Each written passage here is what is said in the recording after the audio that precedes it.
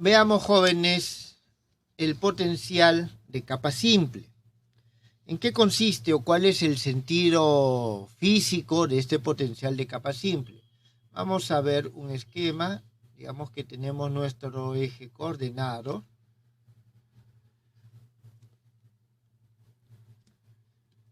Y en estos ejes coordenados, bueno, x1, x2, x3. En este caso, a diferencia del caso de volumen, nosotros vamos a considerar de que tenemos nuestra región omega. Esta es nuestra región omega. Pero en esta región omega nosotros vamos a tener de que la masa o la carga o aquello con lo que estemos trabajando no está concentrado en toda la región, sino que está concentrado en,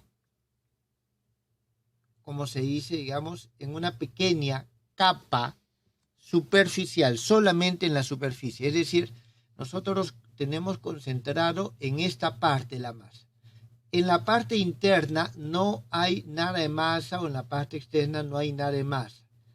Imagínense un conductor cargado. Ustedes saben que en un conductor cargado todas las cargas se concentran solamente en la superficie. Dentro del conductor cargado no hay carga. Entonces nosotros vamos a imaginarnos que tenemos esto que está aquí. Esto de tal manera que el grosor, digamos que tiene un grosor constante. Este es un delta de H. ¿Está bien?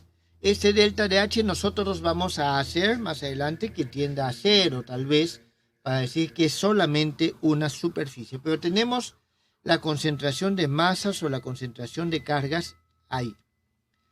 Entonces, si nosotros queremos hallar el potencial en un punto P, digamos que este es nuestro punto P de X, como venimos trabajándolo, tenemos entonces esto, este vector es nuestro vector X. Vamos a tener que determinar cuál es el potencial generado por un pequeño elemento. En este caso vamos a decir que esta partecita, esta pequeña parte de la superficie, entonces nosotros vamos a decir de que este vector que nos caracteriza esta parte de la superficie es el vector Y. Y aquí nosotros tenemos que esta superficie es ds de Y. Muy pequeña. Lógicamente aquí ya podemos nosotros hallar cuál es el vector R. En este caso nuestro vector R es igual a X menos Y. Muy bien, eso es lo que nosotros tenemos por el momento. Y aquí, más importante que la región misma, es su frontera. Su frontera. Entonces, ese es el problema que nosotros tenemos. Por lo tanto, vamos a ver lo siguiente. Partimos de la expresión para el potencial de volumen, el potencial volumétrico. En este caso, voy a copiar la expresión que hemos hecho anteriormente. U de X es igual a integral con respecto a la región ρ de Y dividido sobre X menos Y de dy. ¿Está bien? Entonces, partimos nosotros de ahí. Pero aquí nosotros tenemos que hacer algunos cambios, donde vamos a decir, en primer lugar, que este d de Y, nosotros habíamos dicho que era d de Y1 por d de Y2 por d de Y3.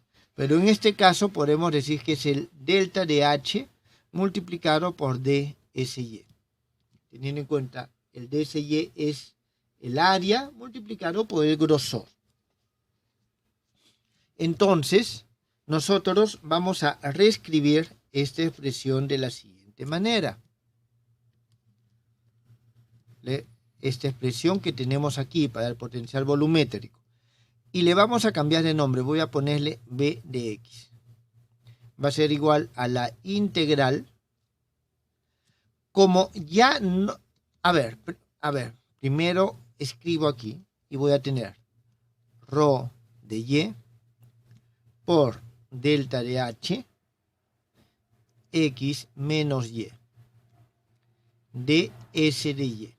Entonces, como ya no estoy considerando todos los puntos, solo voy a considerar los puntos de la frontera. Entonces, la integral se toma con respecto a los puntos de la frontera.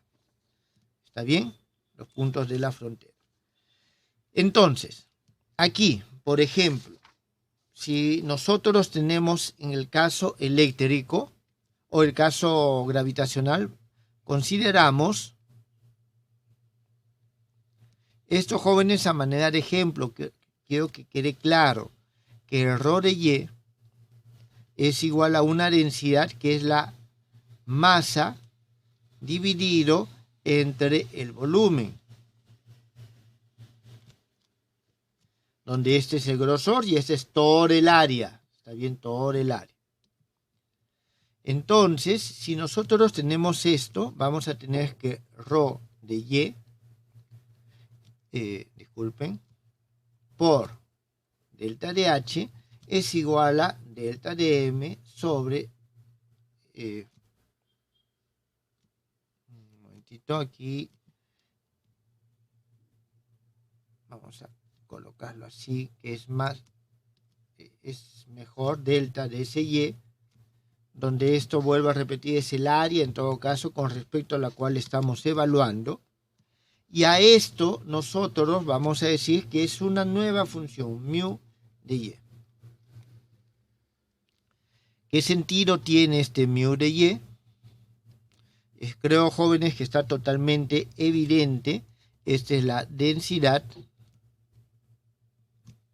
superficial. En este caso en particular de masa, puede ser densidad superficial de carga o densidad superficial de alguna otra magnitud que nosotros podamos utilizar.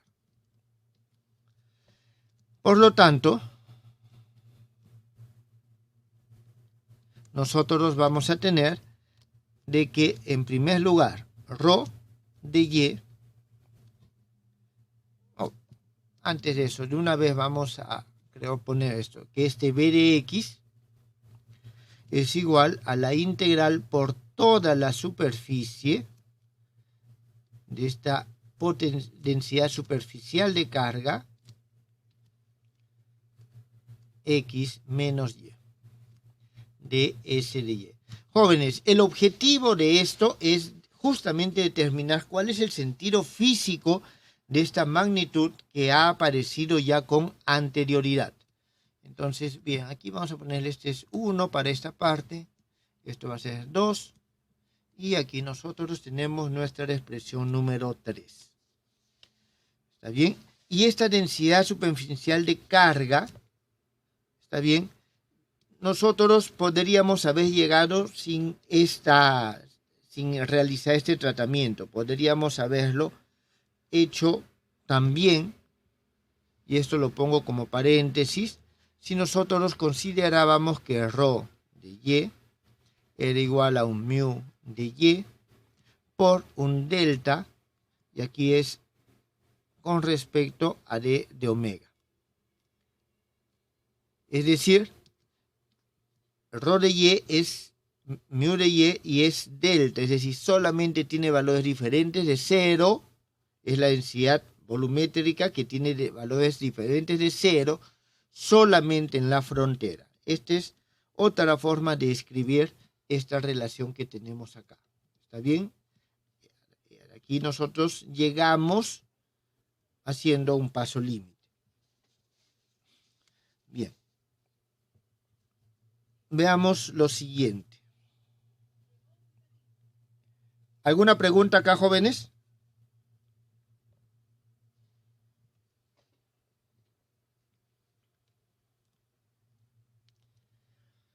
Bien, veamos qué posibilidades tenemos nosotros, o sea, qué obtenemos si derivamos esto. Cuando nosotros derivábamos esto, obteníamos la fuerza. ¿Está claro? Significa que al derivar esto también deberíamos de obtener una fuerza. Entonces derivemos 3. Lo correcto sería decir, evaluemos qué es lo que pasa cuando derivamos 3. Pero sí, en primer lugar, nuestro punto X no pertenece a la frontera. En este caso vamos a tener la derivada de b de x con respecto a las coordenadas x, y. Nos va a dar la derivada con respecto a xy de la integral de superficie mu de y. Y aquí tenemos x menos y de s de y. Esto es igual a la integral de superficie y1 menos x1 mu de y. Aquí abajo vamos a tener el x menos y al cubo de sy. Entonces nosotros tenemos esta expresión. Ahora, ¿qué es lo que pasa si es que el x pertenece a la frontera? En este caso nosotros vamos a ver lo siguiente.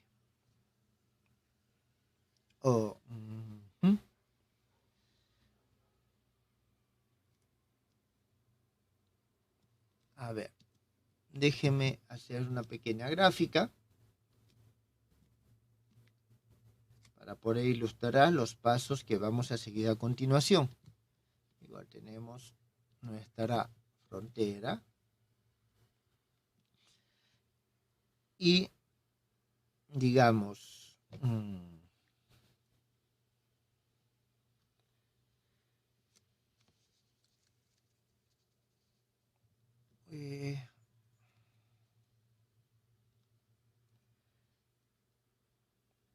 vamos a ver lo siguiente. A ver, un momento, jóvenes.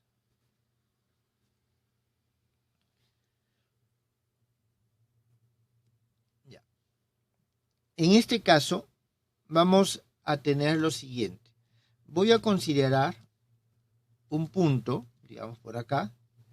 Voy a recuperar su frontera, su normal. Aquí yo tengo la normal a la superficie. ¿Está bien? Tenemos la normal a la superficie. Entonces, voy a tener mi punto por acá. Disculpen. Por aquí voy a tener el punto M. Todos estos puntos que estoy señalando son puntos de la frontera. ¿Está claro, jóvenes? Entonces nosotros tenemos el M de Y. Y en este punto yo voy a tener también una normal, que no necesariamente coincide con la dirección de Y. Esta es la normal N en el punto Y. ¿Está bien? Esta es la normal. Entonces, en cada punto en la frontera, yo voy a tener una normal. Esto voy a hacer un poquito más pequeño.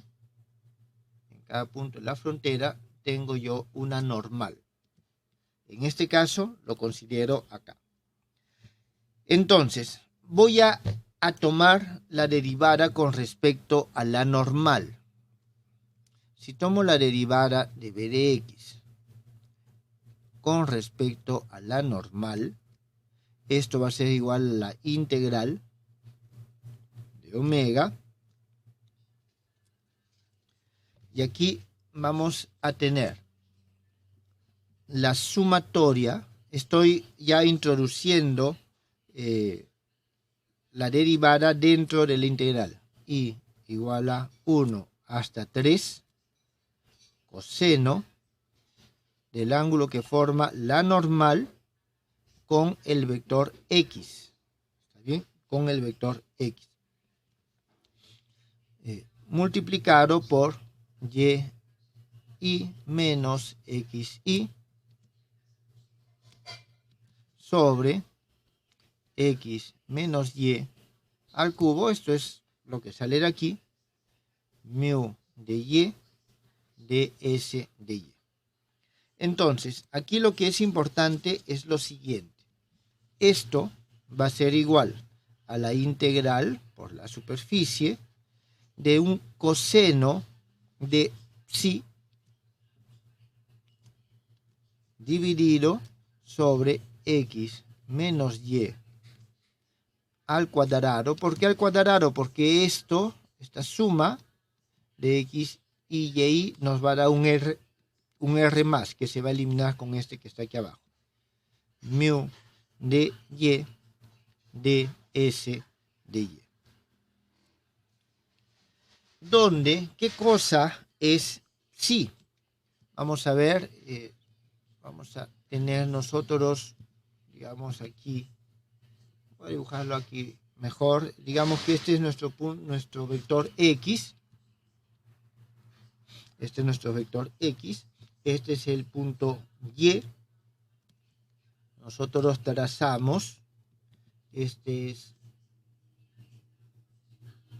el vector r.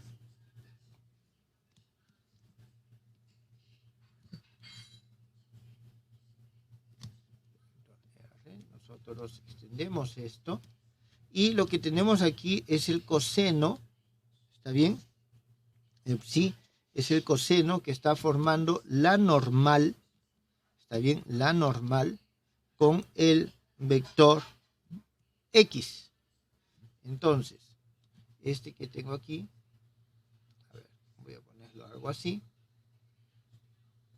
Digamos, lo pongo esto acá, ¿está bien? Lo pongo esto ahí, es en el punto. Jóvenes, les estoy diciendo de que el x, o sea, estoy considerando de que está en la normal, ¿está bien? Por lo tanto, en esta relación, nosotros vamos a tener que es el ángulo que forma el vector n, ¿está bien? Que va el vector n con este vector que está aquí, disculpen mejor. A ver, disculpen, estoy considerándolo un poco mal. Esto, ponerlo así y voy a extenderlo. Entonces nosotros tenemos realmente esto así. Este ángulo de aquí es el ángulo psi. ¿Está bien? Ese es el ángulo psi. El ángulo que está formando la normal, ¿está bien? La normal a la superficie, ¿está bien? La normal a la superficie con el vector y menos x. ¿Está bien? Entonces, psi es el ángulo entre n y menos r. ¿Está bien? Entre n y menos r. Más adelante vamos a ver el por qué es importante esta forma. Esta forma nos permite hacer algunos cálculos. Pero, en todo caso, lo importante es la interpretación ahorita física, en la cual este potencial de capa simple no es otra cosa que el potencial generado en un punto determinado. ¿Por quién? Por las cargas o las masas o el objeto físico que genera un campo que se encuentra distribuido solamente en la superficie. Eso es el potencial de capa simple.